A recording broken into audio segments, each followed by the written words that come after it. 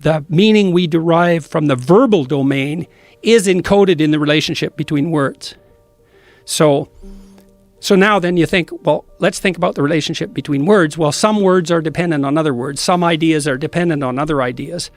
The more ideas are dependent on a given idea, the more fundamental that idea is. That's a definition of fundamental. So now imagine you have an aggregation of texts in a civilization. You say, which are the fundamental texts? And the answer is, the texts upon which most other texts depend. And so you'd put Shakespeare way in there in English because so many texts are dependent on Shakespeare's literary revelations.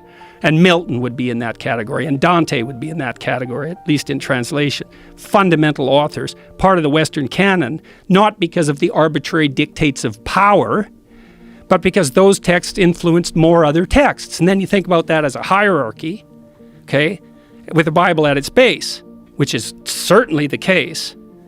Now imagine that's the entire corpus of linguistic production, all things considered. Now how do you understand that? Like literally, how do you understand that?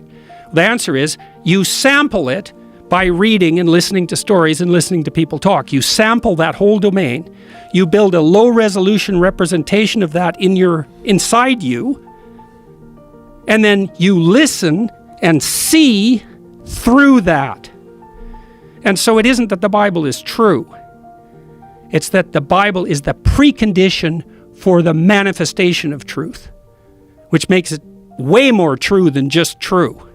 It's a whole different kind of true. And I think this is not only literally the case, factually, I think it can't be any other way. It's the only way we can solve the problem of perception.